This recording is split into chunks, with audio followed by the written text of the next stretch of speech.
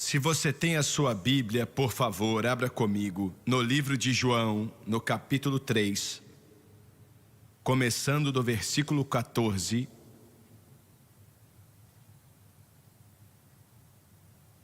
Não há nada na Bíblia a não ser o Salmo 23 que seja mais lindo do que aquilo que o amado João escreveu.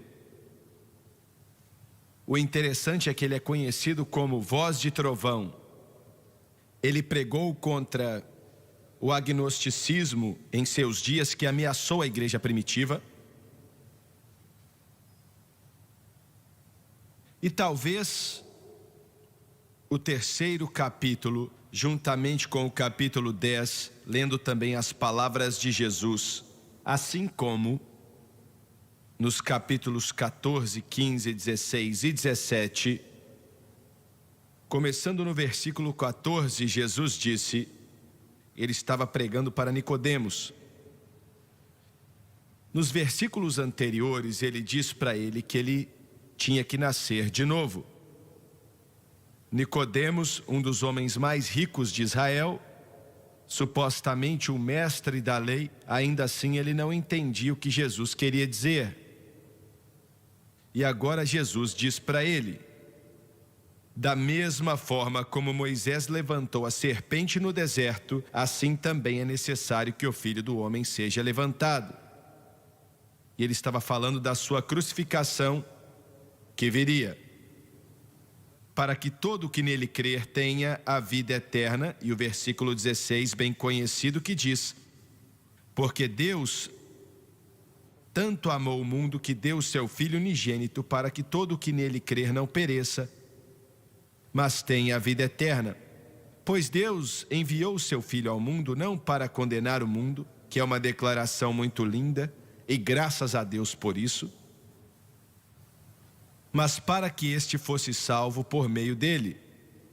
Quem nele crê não é condenado, mas quem não crê já está condenado, por não crer no nome do Filho unigênito de Deus. Este é o julgamento. A luz veio ao mundo, mas os homens amaram as trevas e não a luz, porque as suas obras eram más. Quem pratica o mal odeia a luz e não se aproxima da luz, temendo que as suas obras sejam manifestas. Mas quem pratica a verdade vem para a luz, para que se veja claramente que as suas obras são realizadas por intermédio de Deus. A mensagem que acredito que Deus quer que eu pregue para você nesta noite, Ele está falando ao meu coração sobre isso há alguns dias, na realidade há algumas semanas. Pode parecer estranho, mas é uma das mensagens mais terríveis que um homem pode pregar e que um povo pode ouvir, mas você precisa ouvi-la. E é a seguinte: pode um Deus de amor enviar uma alma eterna para um inferno eterno? Eu vou repetir e perguntar: pode um Deus cheio de compaixão e cheio de amor enviar uma alma eterna para um inferno eterno? Abaixe a sua cabeça. Pai, enquanto ministramos nesta noite, entendemos a grandiosidade e a magnitude, pelo menos pensamos, desta mensagem que acreditamos que o Senhor nos deu. Me ajude a pregar com lágrimas. Me ajude, ó Deus, a pregar com um arder que não tem fim. E eu não dependo de poemas ou palavras ou oratória para entregar esta mensagem, para tocar o coração de pessoas, mas dependo totalmente do Espírito Eterno. E peço, Deus, que milhares de pessoas sejam tocadas na medida que essa mensagem alcança o mundo.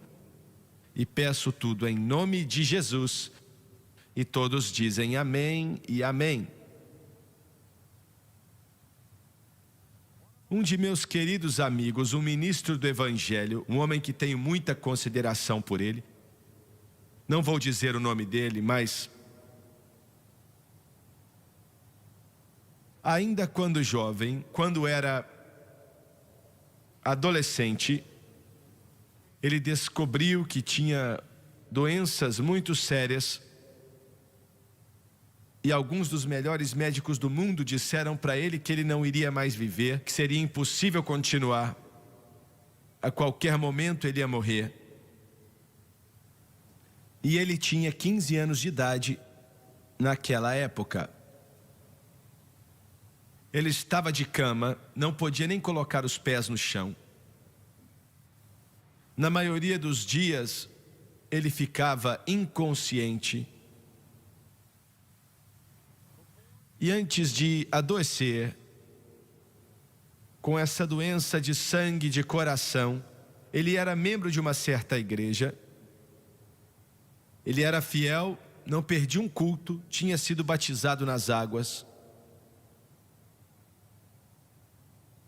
E em uma tarde, logo após a hora do almoço, ele não tinha comido nada. O irmão dele estava no quarto com ele. Ele olhou para o seu irmão com uma voz bem fraca e disse: "Vá chamar a vovó, eu estou morrendo." E ele sabia que estava morrendo. E ele sentiu que estava afundando. Ele sentiu e literalmente viu sua alma sair de seu corpo. E ele só tinha 15 anos. E ele disse que a coisa mais terrível aconteceu. Ele sentiu que estava descendo cada vez mais e descendo cada vez mais. Quando ele entendeu o que estava acontecendo, estava no pior lugar que podemos descrever com palavras ou a mente do homem pode imaginar. Na realidade não existem palavras ou uma mente que possa imaginar. O terror, o choro, quão horrível era, que era como milhões de cachoeiras. Um clamor vindo das milhões de pessoas que estavam sendo torturadas naquele lugar. Pois ele tinha ido para o inferno. E os pensamentos que passaram na cabeça dele, enquanto ele estava ali, tinha visto sua alma sair do seu corpo, tinha se visto na cama, e agora ele estava aqui, nesse buraco, e pensando: Deus, não pode ser. É impossível. Primeiramente, eu só tenho 15 anos. Em segundo lugar, eu sou membro de uma igreja. Em terceiro lugar, já fui batizado nas águas. E em quarto lugar, eu nunca perdi um culto antes de adoecer. Tentei viver uma boa vida. Escute o que eu estou te dizendo. E ele disse: algo veio sobre ele em meio a tudo isso. Um espírito colocou a mão sobre o seu ombro e disse: você deve me seguir. E ele viu a porta abrindo. E o choro foi aumentando, a situação foi ficando mais caótica, o volume foi ficando mais alto devido ao choro de milhões de pessoas. Foi aumentando enquanto ele chegava mais perto. E ele tremia por dentro e chorava: meu Deus, meu Deus, meu Deus, não. E o Espírito continuou levando ele para cada vez mais perto. Quando de repente, ele disse que uma voz apareceu ou falou. Mas ele não viu ninguém. Mas de alguma forma no coração, na mente, no espírito dele, ele sabia que era Jesus. E Jesus disse não, com uma voz alta e cheia de autoridade: pare. E o espírito maligno tirou as mãos de cima dele. E alguns instantes depois ele acordou. Naquele quarto daquela casa de novo. A avó dele estava com ele lavando seu rosto. E ele ficou deitado ali chorando e sabendo que se o Senhor tivesse permitido que ele morresse, ele teria ido para o inferno para todo sempre. Sabendo que mesmo indo para a igreja, fiel à igreja, constante na igreja, batizado nas águas, e só tinha 15 anos e nunca tinha nascido de novo.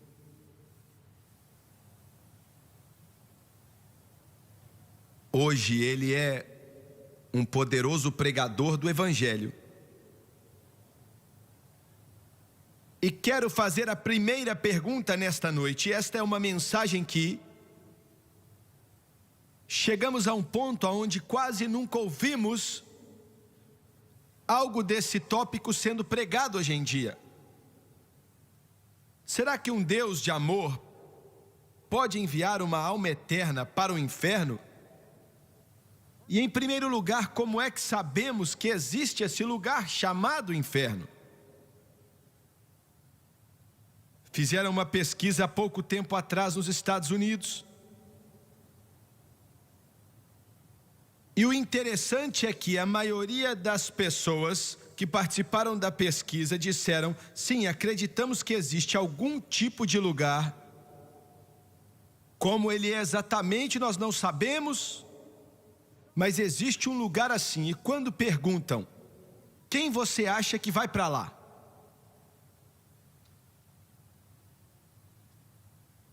Eles tentam explicar, e a resposta básica das milhares de pessoas que responderam à pesquisa por toda a nação,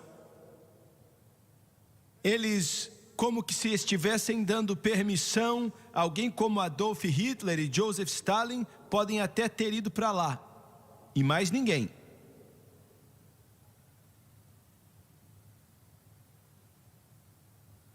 Como sabemos que existe um lugar assim e se ele existe?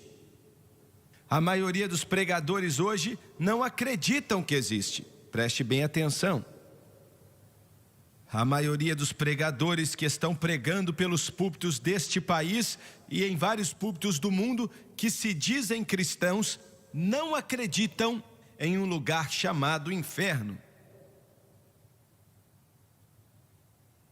Milhões de vocês que me assistem agora e são membros de igrejas cristãs de várias linhas teológicas, o seu pastor não acredita que o inferno existe. Muitos de vocês nunca ouviram falar desse lugar chamado inferno no que diz respeito à doutrina da sua igreja. Escuta aqui. Hoje em dia o inferno é a piada número 1 dos piadistas de plantão.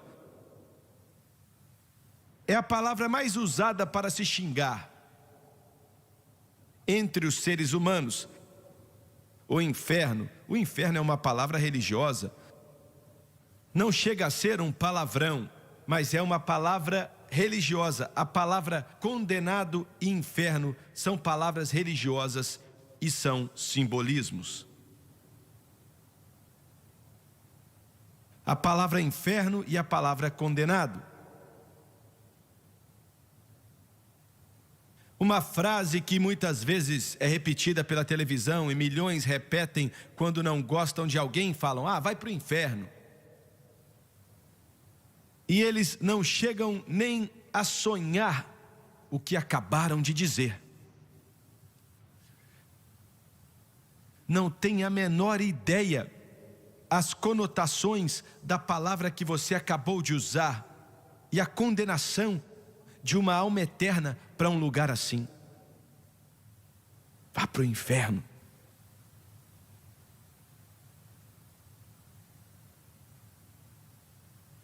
Como sabemos que existe um lugar chamado inferno? Não faz diferença. O que os teólogos falam não importa, o que o seminário ensina não importa.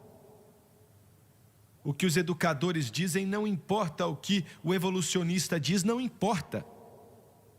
Me escute. Não faz a menor diferença. A única coisa que importa é o que esse livro diz. A Bíblia é a palavra de Deus. E a Bíblia nos diz que o inferno existe. No capítulo 16 do Evangelho de Lucas, o próprio Jesus disse estas palavras. Versículo 23. Ele conta uma história no capítulo 16, e não é uma parábola, é algo que realmente aconteceu na história. Ele disse que no inferno, falando de um certo homem que morreu e foi para o inferno, no inferno ele levantou seus olhos em meio à tormenta e viu Lázaro no seio de Abraão. Apocalipse capítulo 20, versículos 13 e 14. João escreveu e disse: e o mar entregou seus mortos, e a morte e o inferno entregaram os seus mortos, foram julgados todo homem de acordo com suas obras, e a morte e o inferno foram lançadas no lago de fogo. Essa é a segunda morte. Quando ele usa o termo esta é a segunda morte, ele não está falando de uma aniquilação ou de uma extinção. Ele está falando de uma separação total de Deus, algo que não terá fim. A segunda morte. Apocalipse 21:8 diz assim: mas os covardes, os incrédulos, os depravados, os assassinos, os que cometem imoralidade sexual, os que praticam feitiçaria, os idólatras e todos os mentirosos, o lugar deles será no lago de fogo que arde com enxofre. Esta é a segunda morte. E ele repete aqui. Então sabemos que existe o inferno, porque a Bíblia diz que existe o inferno. E todos vocês que podem ouvir minha voz, os milhões que me assistem pela televisão, você precisa fazer uma decisão. Você tem que decidir se vai acreditar no que outra pessoa disse que é contrário a este livro, ou se você vai acreditar em um grande teólogo que você ouviu, que fala algo que é contrário a esse livro, ou você vai formar suas opiniões e suas ideias. Escute com atenção. Ou você acredita na Bíblia. Como é que sabemos que essa é a palavra de Deus? Como sabemos que esta é a Bíblia? A palavra de Deus. Como sabemos que ela é verdadeira? Vários ataques estão sendo feitos contra este livro. Nossas escolas estão cheias de ataques contra a palavra de Deus. As instituições educacionais estão dizendo que isso aqui é uma mentira. Dão risada do livro de Gênesis. A maioria dos pregadores, a maioria dos seminaristas, os doutores em teologia dão risada da história da criação. Alguns dizem que parte da Bíblia é a palavra de Deus. Algumas partes são apenas fábulas. Este livro não contém a palavra de Deus, este livro é a palavra de Deus.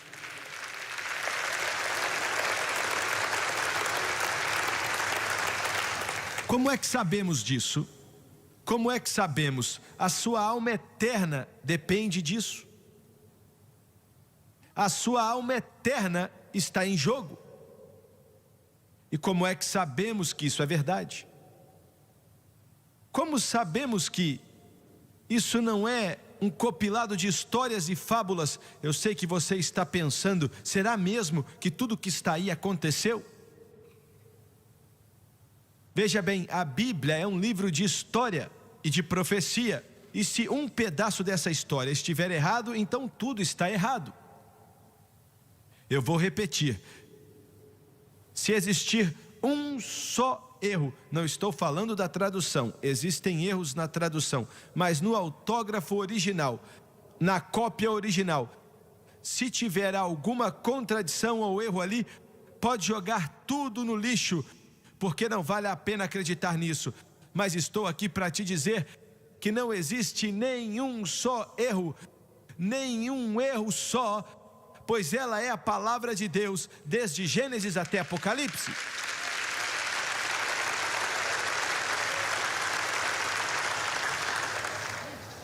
Graças a Deus pelos batistas e a denominação deles que está lutando pela inerrância das Escrituras. Graças a Deus. Aqueles professores ensinando nos seminários batistas negam a inerrância da Bíblia. Mande eles embora e diga que você não quer mais eles aí. No momento que os seminários pentecostais começarem a negar uma só vírgula deste livro, mande-os embora, pois o seu passado, seu presente e o seu futuro não depende de Harvard, ou Yale, ou Princeton, mas depende da palavra de Deus, que é inalterável, infalível, imutável, pois é a palavra do Todo-Poderoso Deus. Há mais de 100 anos atrás, um certo arqueólogo, enquanto escavava algumas coisas, disse: isso prova que a Bíblia não é a palavra de Deus. Mas todas as vezes, depois eles descobrem, quando continuam escavando, que o que eles pensavam que era contra a palavra de Deus foi negado por algo que eles descobriram depois. Não existe pá que já tenha sido fincada no chão, não importa quem colocou ela no chão. Não há nada que prove que este livro que está em minhas mãos é algo falso. Pare para pensar nisso.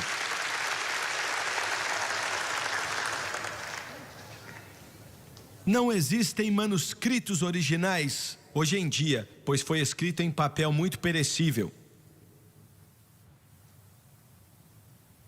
Mas os eruditos nos dizem que, para verificar a autenticidade de qualquer obra, o manuscrito original não é necessário, contanto que você tenha pelo menos 10 cópias da assinatura ou do autógrafo original. É o que os eruditos dizem. Nenhum livro antigo já foi tão investigado quanto a Bíblia. Não existe. A Odisseia, em relação a livros antigos, é o segundo livro mais famoso que não tem o autógrafo original, mas existem mais de 600 cópias e ninguém questiona sua autenticidade. Escute, não existem 600 cópias do autógrafo original da Bíblia, existem 25.000 cópias da palavra de Deus, escritos 300 anos depois de Cristo. Você pode apostar seu passado, seu presente e o seu futuro, que é a palavra de Deus. Desde as palavras, no princípio Deus. Aleluia, eu amo isso, glória a Deus, no princípio Deus. Até a última declaração feita, a graça do nosso Senhor Jesus esteja com todos, amém. E tudo entre as duas capas é a palavra do Todo-Poderoso Deus. Se agarre a isso, ame isso, todas as noites, não todas as noites, mas quando vou para a cama, a França está em um lado e a Bíblia está do outro lado. Em muitas noites coloco perto do meu ombro ou perto do meu rosto. E não, esse volume com a capa de couro não é nada mágico, mas eu amo este livro. Eu vivo por ele, eu coloco meu coração, minha esperança e os meus sonhos em cima disso, pois é a palavra de Deus. E vou dizer mais, é a única palavra de Deus. Não existe outra palavra de Deus. O resto é falso, não existe palavra senão esta palavra. Essa é a palavra e não existe outra palavra. No princípio era o Verbo e o Verbo estava com Deus e o Verbo era Deus. Aleluia! Nós vamos resolver os problemas que temos em nossas escolas quando voltarmos com a palavra para as escolas.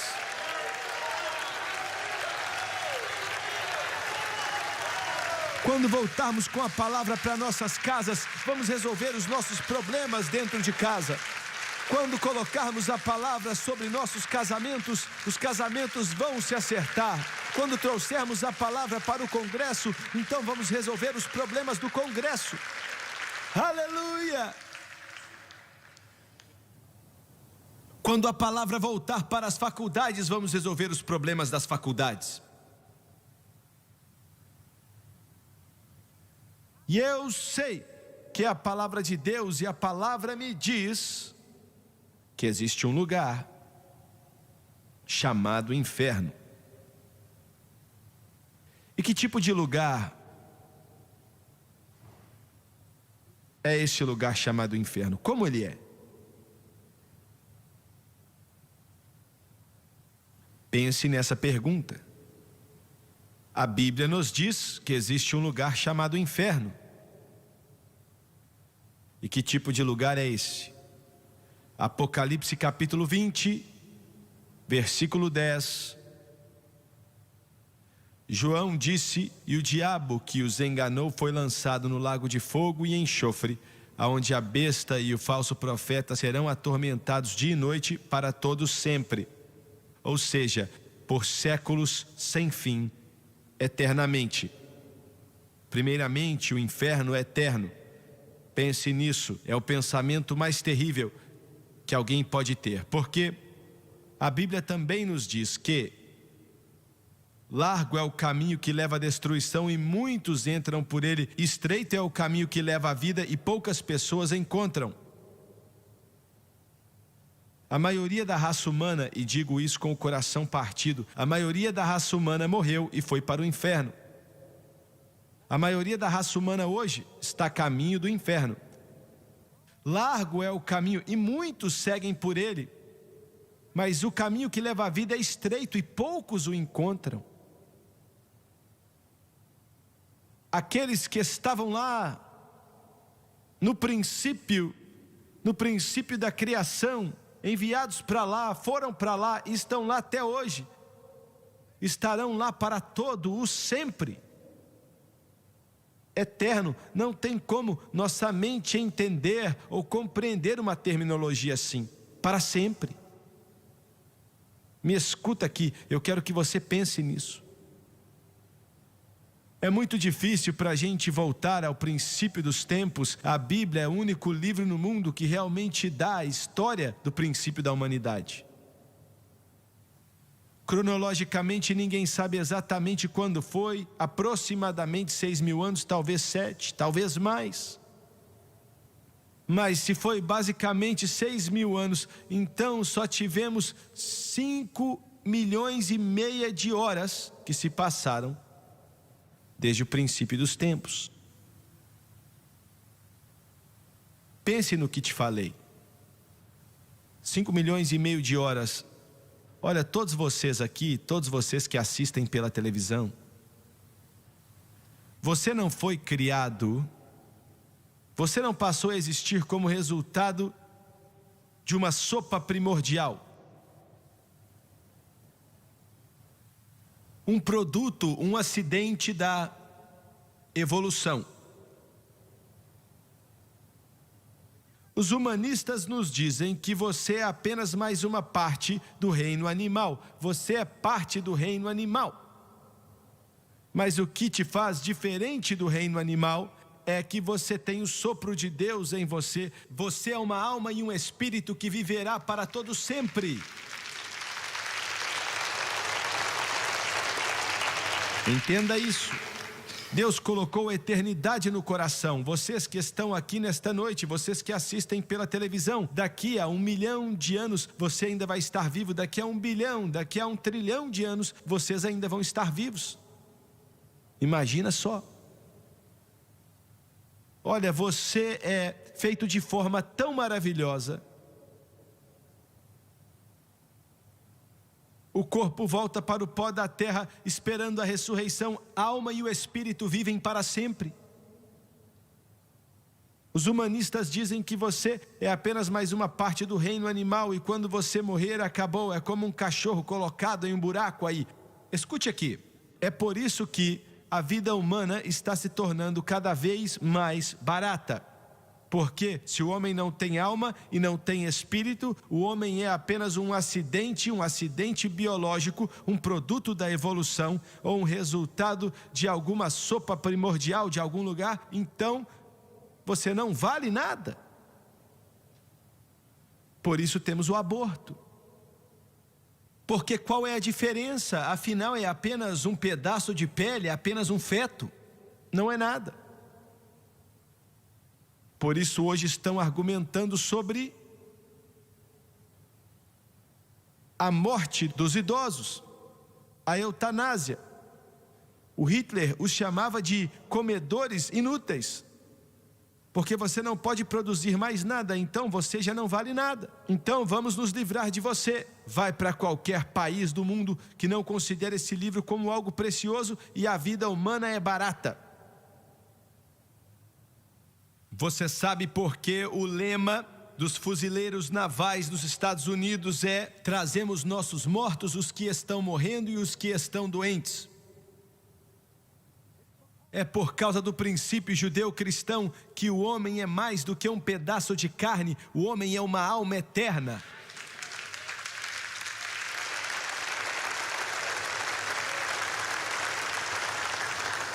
Note que eles estão promovendo a cremação. Isso hoje em dia. Os cristãos não acreditam na cremação, queimando os restos mortais da pessoa depois que ela morre. Sabe por quê? Eu vou te dizer. Porque a cremação diz, é o fim. Depois disso aqui não tem mais nada. Não existe mais nada. O Filho de Deus diz, esse corpo pode ser feito de pó e pode voltar para o pó e os ossos podem se decompor. E Deus sabe de tudo isso. Mas um dia a trombeta de Deus vai tocar e Deus vai me restaurar. Então vai haver uma ressurreição.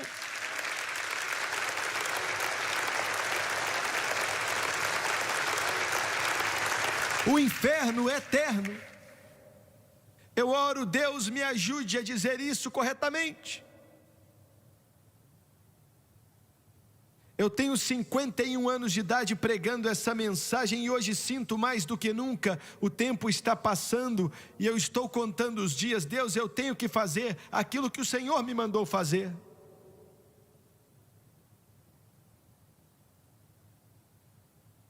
O inferno é eterno, e o inferno também é um lugar de tormento, como li em Lucas 16 há alguns instantes. Consciência, o povo no inferno, eles não estão inconscientes, estão conscientes e sentem. Alguns se lembram, eles se lembram. Ouviu bem? Com choro, lamento e ranger de dentes. Não há como imaginar algo tão terrível. E todos aqui, ou pela televisão, ou você está indo para lá ou indo para o céu, ou um ou outro. Imagine só. Há anos atrás, eu pedi para um homem e conversei com ele, implorei pela alma dele. Eu gostava muito dele.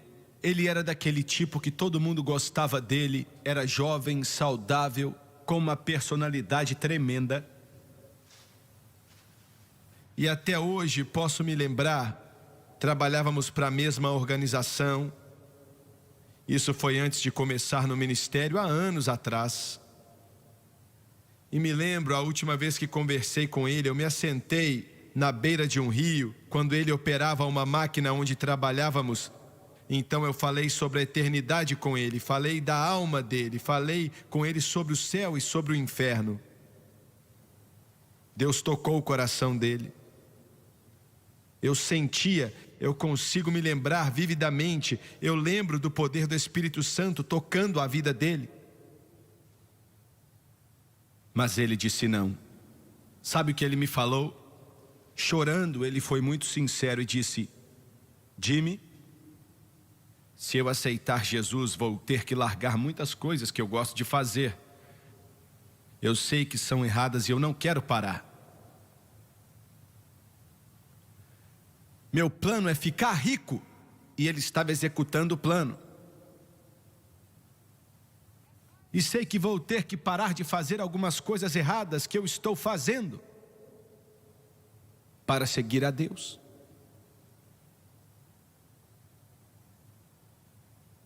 Alguns dias depois eu fui ao centro de uma pequena vila. Eu estava em uma loja quando alguém me disse que ele tinha acabado de morrer em uma batida de caminhão. Naquela loja eu comecei a chorar copiosamente. E comecei a pensar: Deus, será que eu pedi o bastante? Será que preguei o bastante? Conversei o bastante? Mencionei esse exemplo para dizer que vários meses depois eu estava pregando em uma cidade próxima dali. O culto foi maravilhoso e eu fui para a parte de trás da igreja depois que o povo tinha ido embora. Algumas pessoas ainda estavam ali e tinha uma mulher ali que eu não reconhecia. O cabelo dela era branquinho. Ela me cumprimentou. Ela tinha dor em seu rosto e tristeza nos olhos e disse: você não me reconhece, não é mesmo? E eu não reconheci. E descobri que ela era a mãe deste homem. E ela me disse o seguinte, com aquele olhar distante, ela disse: os médicos falam que eu estou maluca. Me dizem que eu preciso sair desse país e sumir, me mudar para outro lugar, pois estou ficando louca. Ela disse: por 3 noites, quando perguntei qual era o problema, ela era a mãe desse homem e disse: eu tenho visto meu filho.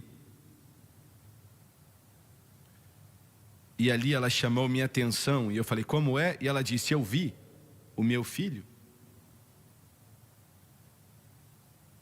Ele apareceu para mim e eu não posso verificar se a história realmente é verdadeira, mas estou dizendo o que ela me falou. E ela disse, ele olhou para mim e disse: mãe, meu Deus, não venha para onde estou. Não venha para onde estou.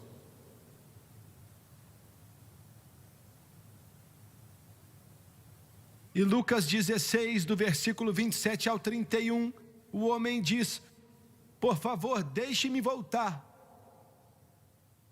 e alertar os meus irmãos que estão lá na terra, e me deixe dizer a eles. E Abraão disse: se eles não escutam a Moisés ou os profetas, eles não vão escutar alguém que volta dos mortos. E agora no inferno, milhões de pessoas estão gritando e clamando, querendo alertar as pessoas que eles amam, os seus familiares, mães, pais, irmãos, filhos e filhas, amigos, conhecidos, querendo alertar: você não venha para onde estou. Mas Jesus mesmo disse: se alguém sair do inferno, desse inferno que mencionei para você na história do princípio desta mensagem, se alguém subir aqui com todas essas câmeras filmando ele e te falar: eu estive no inferno, e descrever para você, a maioria do mundo vai dar risada dele. Porque se você não acredita no Evangelho de Jesus Cristo sob o poder do Espírito Santo, você não acredita em mais nada.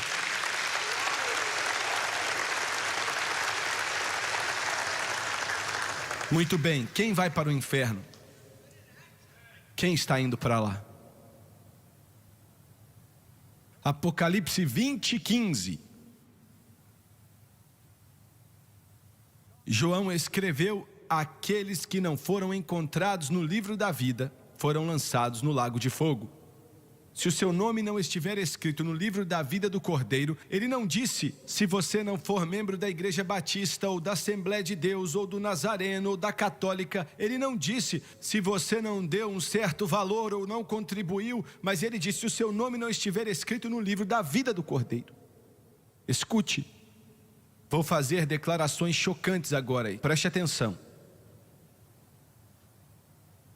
A maioria dos católicos no mundo estão indo para o inferno. Você não tem que ser tão brutal assim, Jimmy. Eu tenho que falar algo para te acordar. Eu não digo isso porque não gosto de você ou porque eu te odeio. Eu digo porque te amo. A maioria dos católicos no mundo estão indo para o inferno. A maioria dos protestantes no mundo estão indo para o inferno.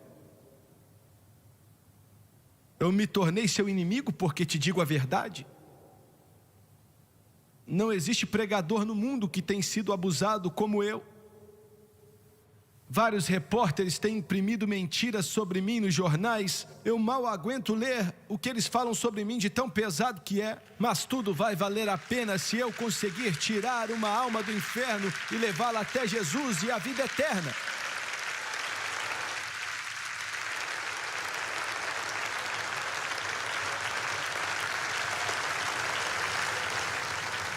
Veja bem, isso deixa o homem louco. Foi o que fez com que os fariseus crucificassem a Jesus. E ele disse, vocês são do seu pai, do diabo. A maioria dos religiosos estão indo para o inferno. A maioria das pessoas religiosas do mundo são algumas das pessoas mais más do mundo. Do que você está falando? Eu estou falando do seguinte, porque eles substituíram o seu próprio plano de salvação pelo plano de salvação de Deus. A sua salvação não consiste no fato de você ter confessado ao Padre, ou porque você participa da missa, e nem porque eles colocam uma hóstia em sua língua. Sua salvação não consiste nisso.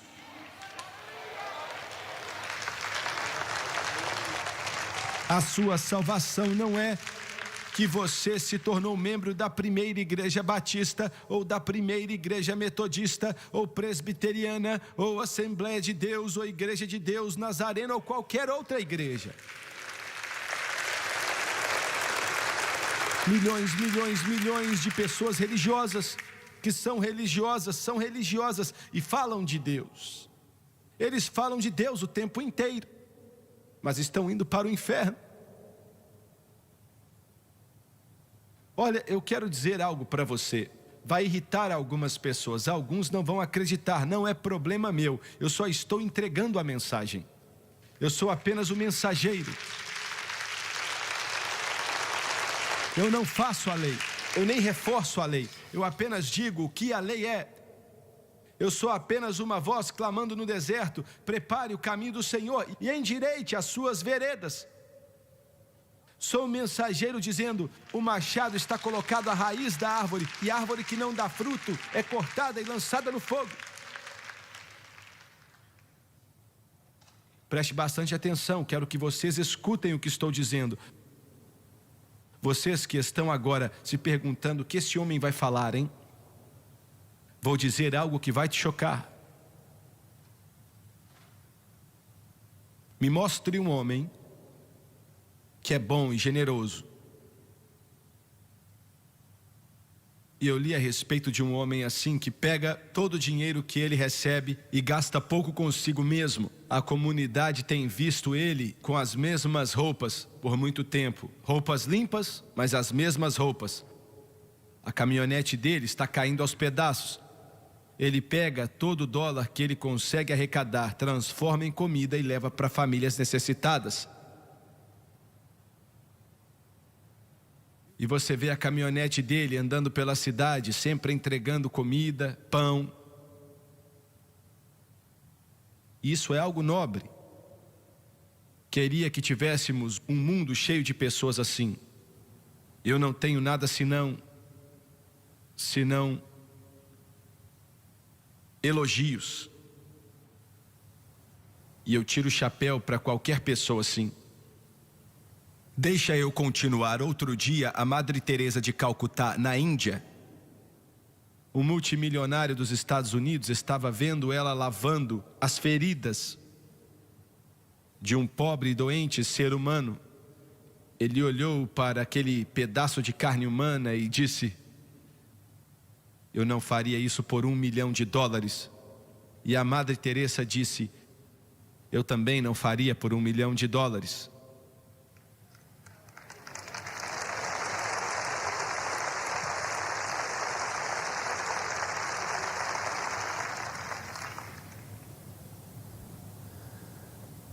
O homem que mencionei agora morreu. Preste atenção.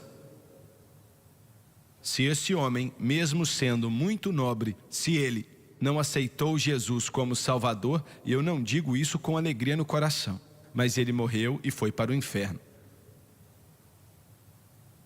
Agora espere aí. Você pode dizer: isso não é justo. Não é. Você pode dizer: isso não é justo. Você quer me dizer que existe um Deus de amor que faria algo assim?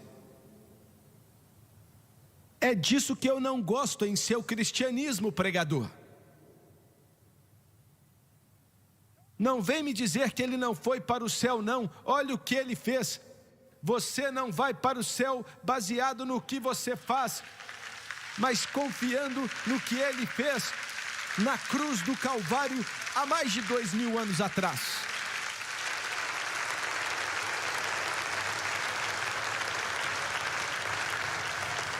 Você está entendendo?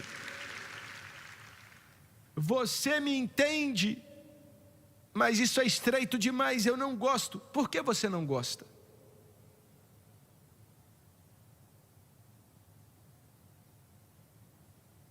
Quando Jonas Salk aperfeiçoou a vacina contra o pólio, escute, a penicilina também é um grande medicamento. E você pode dar penicilina para o seu filho que tem pólio até seu cabelo ficar branco. E mesmo penicilina sendo algo bom, não vai curar o pólio. E você pode alimentar bebês famintos, e você pode entregar seu corpo para ser queimado e entregar sua alma pela humanidade, mas isso não morreu no Calvário para pagar pela pena do seu pecado. E a razão pela qual você deve aceitar Jesus é porque foi Ele que desceu do céu e pagou com o próprio sangue dele pela nossa salvação. Espere aí. Visite a Skid Row.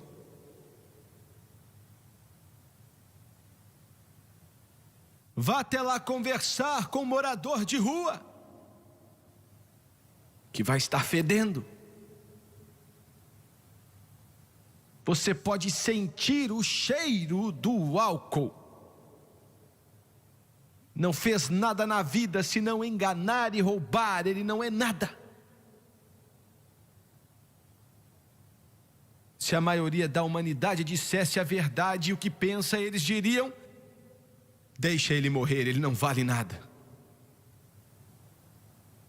Mas se você puder chamar a atenção daquela pessoa com o cérebro cheio de álcool, se aquele espírito te escutar e aceitar a Jesus, se aquela pessoa aceitar, e a pessoa disser sim, como ladrão na cruz, se ele morrer 5 segundos depois, ele vai acordar nos braços do Senhor Jesus Cristo.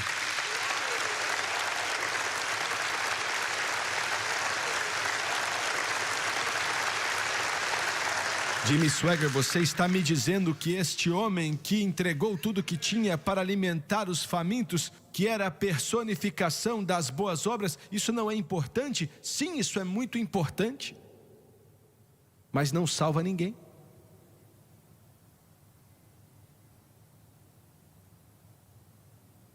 Há algumas noites atrás, viajamos a noite inteira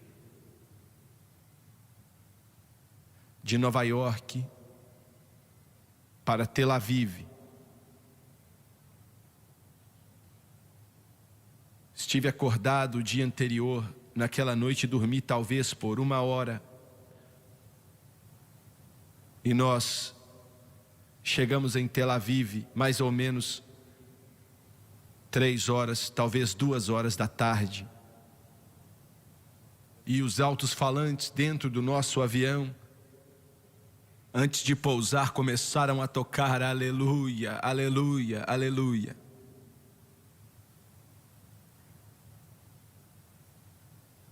Nos colocaram em um ônibus e nos levaram de Tel Aviv para Jerusalém.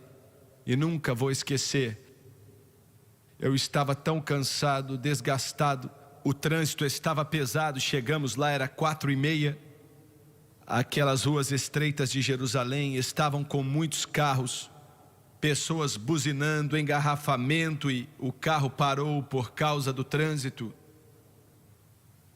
Eu estava inclinado em meu assento quando olhei para fora da janela. Eu estava do lado direito e a Francis do lado esquerdo. Foi quando notei que eu estava olhando direto para o Gólgota. E nunca me senti assim em toda a minha vida.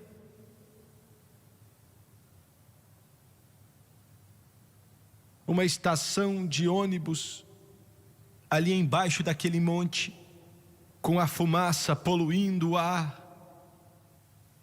E eu me arrepiei por inteiro. Então comecei a chorar.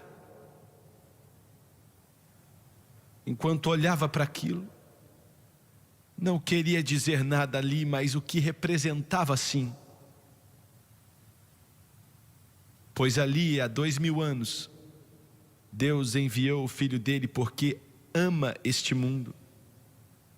Ele podia ter nos deixado ir para o inferno e o céu continuaria muito bem. Os anjos não se importariam ou iriam chorar. Deus podia ter feito aquilo sem perder nada. Mas Deus olhou para essa humanidade sem valor algum e nos amou. Ele amou o homossexual, Ele amou o bêbado. Ele não amou o pecado, não amou o meu pecado, mas Ele nos amou.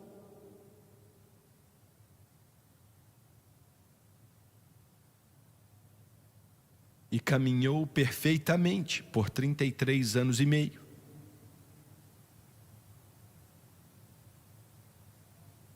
E Ele nunca cegou a ninguém, mas deu vista a muitos. João disse que se tudo que Ele fez fosse escrito em livros, o mundo não teria espaço para esses livros. E os soldados pegaram suas mãos, arrancaram sua barba, e Isaías profetizou que eles fariam isso. Arrancaram de seu rosto, jogaram no chão. Centenas de soldados vieram e bateram na cabeça dele, na face dele, com varas, depois de chicotear as costas dele. Nunca um homem foi tão maltratado. Colocaram uma coroa de espinhos em sua cabeça, e a cabeça é a parte mais frágil da anatomia humana, e incha com o menor dos golpes, e sua cabeça inchou, ficando quase o dobro do seu tamanho normal.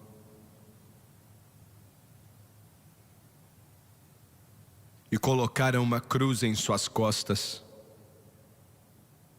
Olharam para ele, e ele disse: não chore por mim, mas chore por si mesmo. Se estão fazendo isso com a árvore madura, como farão com a árvore seca?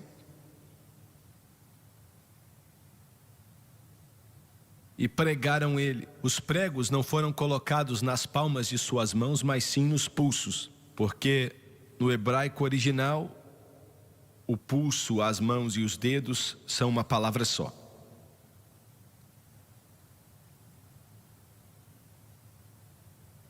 Outro dia um médico me enviou o diagnóstico dele sobre como Jesus provavelmente morreu. E quando penduraram ele na cruz, Deus olhou para ele e fechou as cortinas. O mundo ficou em trevas, porque aquele que não conhecia o pecado se tornou o pecado, para que nos tornássemos a justiça de Deus nele. E às 3 horas da tarde a terra tremeu, estremeceu. E ele morreu. Pai, está consumado. E quando ele morreu, o véu com 60 pés de altura, com 2.000 libras e 60 polegadas de espessura, que escondiam o Santo dos Santos, com querubins dizendo: entrada proibida. Deus está aqui. 4 bois não conseguiriam rasgar. Foi como se 2 mãos rasgassem de cima para baixo. E o livro de Apocalipse termina dizendo: todo aquele que quiser, venha e beba da água da vida gratuitamente. Se você for para o inferno, você vai para lá porque quer e vai ter escolhido ir para lá. Pois nunca tanto já foi feito para evitar que o homem fique fora do inferno, como Deus fez pela raça humana.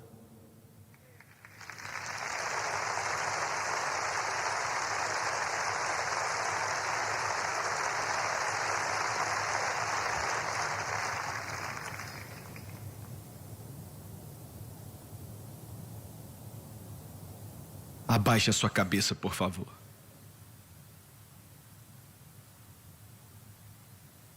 Para sempre vou te agradecer pelo que o Senhor fez no Calvário. Para sempre vou agradecer ao meu Redentor. Vou sempre falar disso, vou contar disso.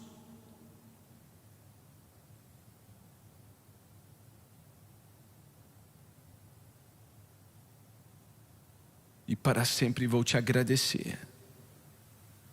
Peço agora que o Espírito Eterno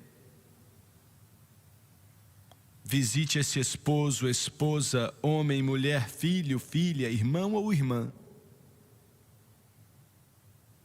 Visite o muçulmano, o budista, o hinduísta, o socialista, humanista, comunista, o homossexual e o alcoólatra. Esse bom homem moral que está perdido. Espírito Eterno, toque o coração deles, fale com eles. Oh, meu Deus, meu Deus, meu Deus. Espírito Santo, fale com esse homem, com essa mulher, esse garoto, essa garota.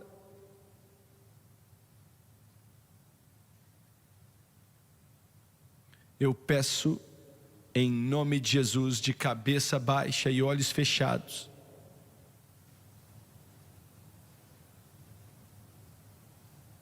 Jesus é a nossa única esperança.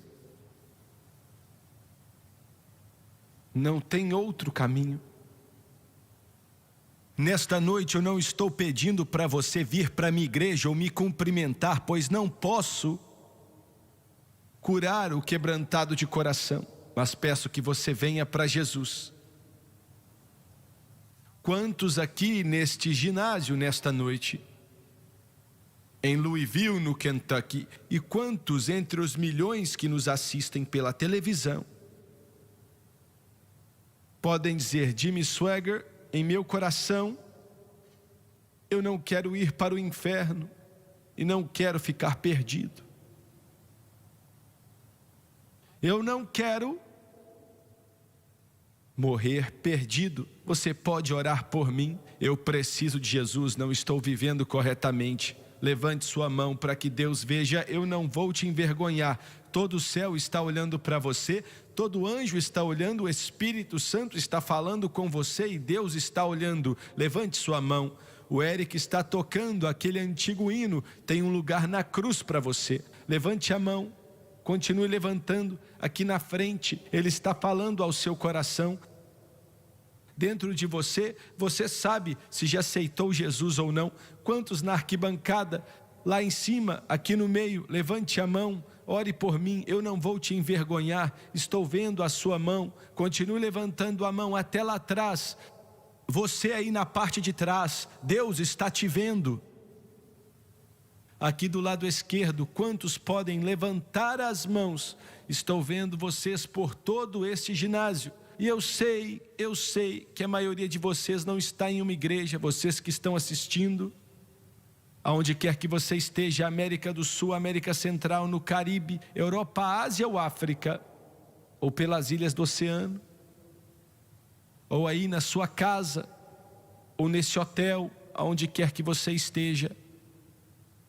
Você pode levantar a sua mão aí na frente desse televisor e Deus vai te ver. Não importa a sua idade, se você é jovem ou velho, Ele vai ver e Ele está pronto para te salvar. A misericórdia dEle dura para sempre. Levante sua mão agora. Quero que todos aqui se coloquem de pé, por favor. Se coloque de pé. Eles vão cantar, tem um lugar na cruz. E tem um lugar na cruz para você. Quero todos aqui que levantaram as mãos. Você lá de trás, aqui da frente, vem aqui para frente. Mães, tragam seus filhos. Pais, tragam suas filhas. Filhos, tragam os seus pais. Tragam os seus amigos. Tragam os seus familiares se eles não estão salvos. Venha enquanto eles cantam agora. There's room at the cross for you. Yes, there's room at the cross for you. Though millions have come, there's still room for one. Yes, there's room at the cross. Eu quero que você cante mais uma vez. Cantem com ele enquanto ele canta esse refrão. Venha, todos que levantaram a mão, estamos te esperando. Venha agora. Yes, there's room at the cross for you. Oh, millions have come, there's still room for one. Yes, there's room. Ele está falando ao seu coração. O Espírito Eterno está falando com o seu coração. Cante outra vez, Tomás. Cante outra vez. Cante outra vez. Tem um lugar na cruz.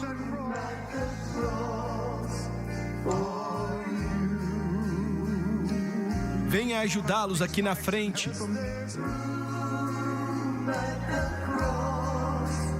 Pode vir, nós estamos te esperando. Nós vamos continuar esperando. Though millions have come, there is still room for one. There is still room for one. There is room at the cross. Yes, there's room at the cross. Venha, cante outra vez. Estou sentindo o Espírito Santo. Ele está se movendo. Toque pessoas no Japão, Deus. Toque pessoas na China. Toque pessoas na Europa, na Ásia.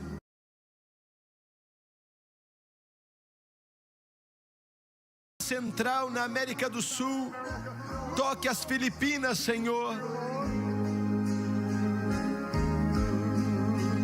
Though millions have come, there's still room for Yes, there's room at the cross for you.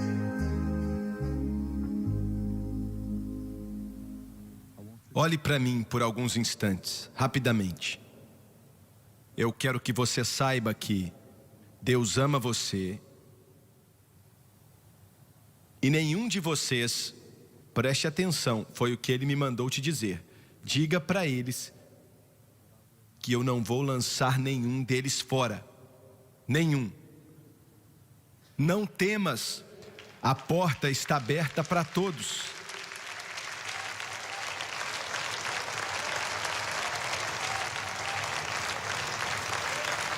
Ele disse, daqui a pouco diga para eles que em um segundo, em um piscar de olhos, na mesma velocidade que vou ressuscitá-los, eu vou transformá-los.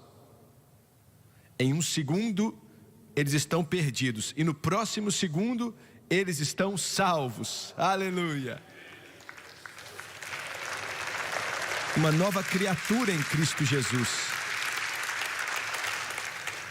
Como é que eu consigo isso? Eu não vou explicar mais, pois não sou a pessoa que explica. Jesus é quem faz isso pelo poder do Espírito. Abaixe a sua cabeça e feche os olhos. Aonde você estiver pela televisão, quero que você abaixe sua cabeça e feche os olhos. Este é o seu momento.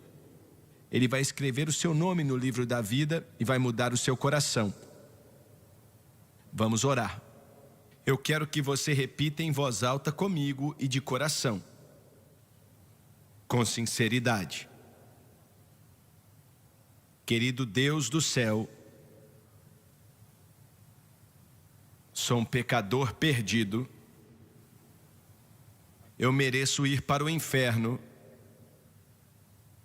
Não há nada de bom em mim. Eu não posso me salvar.